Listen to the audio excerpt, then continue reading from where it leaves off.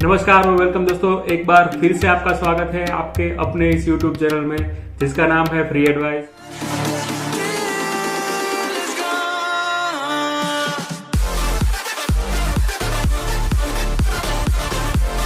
दोस्तों, income tax act में कुछ सेक्शन या कुछ प्रावधान ऐसे हैं जिसमें आप अपनी इनकम का कुछ हिस्सा इन्वेस्ट करके इनकम टैक्स में छूट प्राप्त कर सकते हैं। इसके अलावा भी कुछ ऐसे प्रावधान हैं जिससे आप स्मार्ट प्लानिंग करके इनकम टैक्स से बच सकते हैं या फिर टैक्स को काफ़ी कम कर सकते हैं। तो आज हम इसके बारे में बात करेंगे। तो सबसे पहले बात करते हैं सेक्शन 80C, 80CCC और 80CCD। इन तीनों को मिलाकर आप मैक्सिमम 1.5 लाख रुपए तक की छूट प्राप्त कर सकते हैं। अब ये छूट प्राप्त करने के लिए आपको क्या करना होगा ये समझते हैं। तो अगर आप PPF यानी कि पब्लिक प्रोविडेंट फंड या फिर EPF यानी कि एम्प्लॉयर प्रोविडेंट फंड में इन्वेस्ट करते हैं, इसके अलावा आप बैंक में फ़िक्स डिपॉजिट करते हैं। दोस्तों, बैंक में फ़िक्स डिपॉजिट के लिए एक मिनिमम लॉक इन पीरियड है 5 साल का। कम से कम आपको 5 साल तक फ़िक्स डिपॉजिट करना होगा। तो इसके अलावा तीसरा है लाइफ इंश्योरेंस प्रीमियम। आप LIC या PLI या इसके अलावा कोई भी लाइफ इंश्योरेंस या इंश्योरेंस लेते हैं तो उसकी अमाउंट, बच्चों की ट्यूशन फ़ी। दोस्तों, ट्यूशन फ़ी में मात्र और मात्र ट्यूशन फ़ी आपको इसमें गिनी जाएगी। अगर आप एडमिशन फ़ी या लाइब्रेरी फ़ी ऐसी कुछ फ़ीस भरते हैं तो ये काउंट नहीं की जाएगी। किसी भी तरह के पेंशन फंड्स में अगर आप इन्वेस्ट करते हैं तो वो, अगर आपने कोई होम लोन ली हुई है तो उस होम लोन का जो प्रिंसिपल आपने पे किया है इस वर्ष में वो, और अगर आप गवर्नमेंट की जो NPS यानी कि नेशनल पेंशन स्कीम है उसमें इन्वेस्ट करते हैं तो ये सब मिला के आपको मैक्सिमम 1.5 लाख रुपए तक की छूट सेक्शन 80C, 80CCC और 80CCD के अंतर्गत मिल सकती है। अब जैसे दोस्तों आपको 80C, 80CCC और 80CCD में 1.5 लाख की छूट है।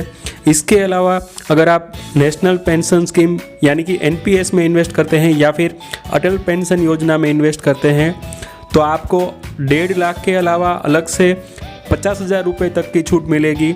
मतलब अगर आप NPS में 2 लाख रुपये इन्वेस्ट करते हैं तो इसमें से 1.5 लाख रुपए की छूट आपको 80CCD में मिलेगी और उसके अलावा 80CCD 1B में आपको अलग से 50,000 रुपये तक की, मतलब पूरी 2 लाख रुपए की छूट मिलेगी।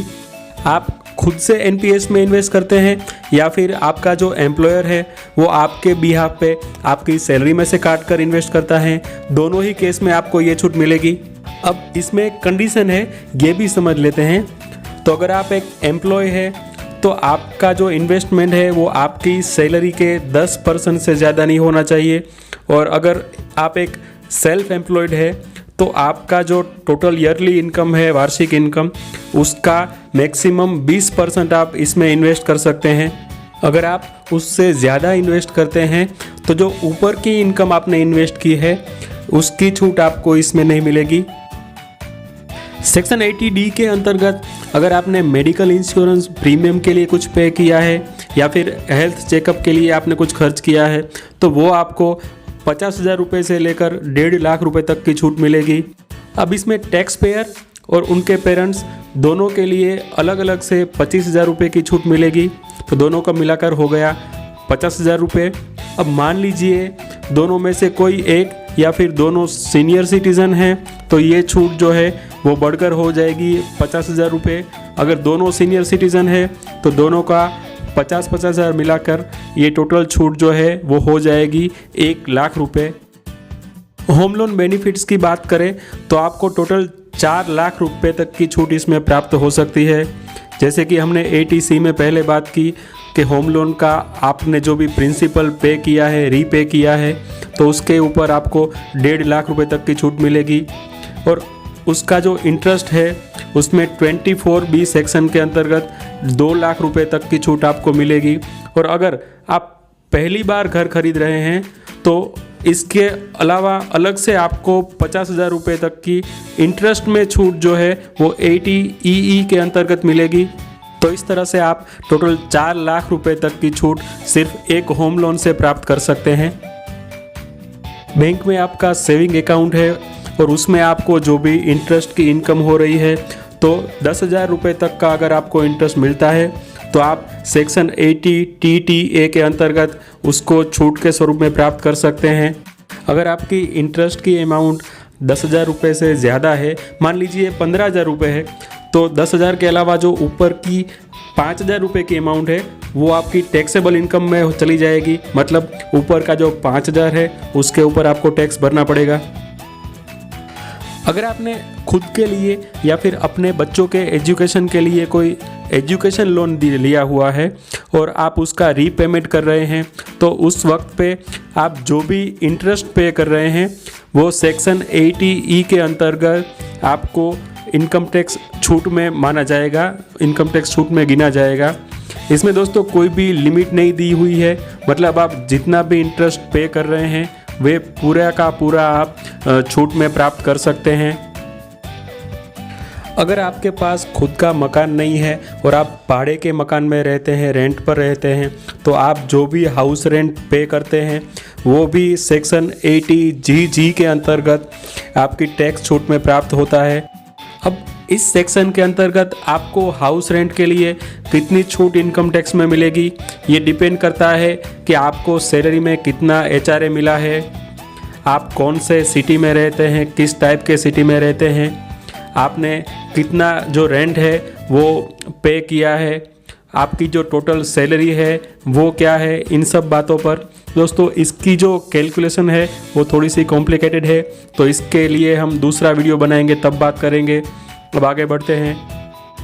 अगर आप सैलराइड या फिर पेंशनर्स है तो सेक्शन 16IA के अंतर्गत आपको 50,000 रुपये का स्टैंडर्ड डिडक्शन मिलेगा। मतलब आपकी जो भी टोटल इनकम होगी उसमें सीधा 50,000 रुपया माइनस हो जाएगा और उसके बाद जो है वो आगे की टैक्स की कैलकुलेशन होगी।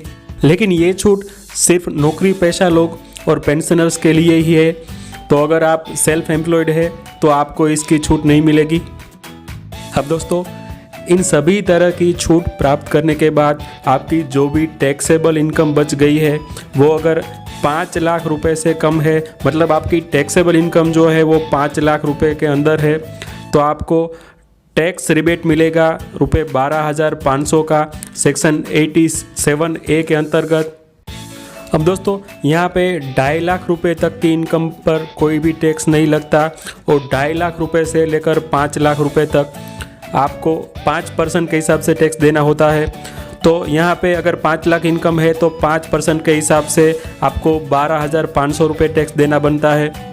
अब अगर आपकी total income taxable income 5 lakh रुपए से कम है तो 87A के अंतर्गत आपको 12,500 रुपये तक का टैक्स रिबेट यानी कि टैक्स में छूट मिलेगी।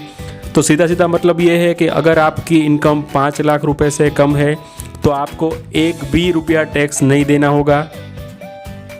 अगर टैक्स पेयर के ऊपर आधारित कोई व्यक्ति है और वो दिव्यांग है तो ऐसे केस में सेक्शन 80DD के अंतर्गत उसको इनकम टैक्स में छूट प्राप्त होगी उसकी मेडिकल खर्च के लिए और उसकी देखभाल करने के लिए।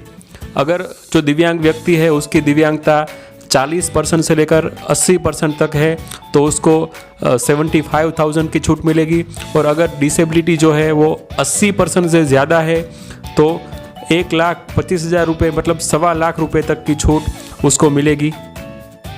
अगर यहाँ पे टैक्स पेयर खुद डिसेबल है तो उसके लिए सेक्शन 80U के अंतर्गत उसे इनकम टैक्स में विशेष छूट प्राप्त होगी।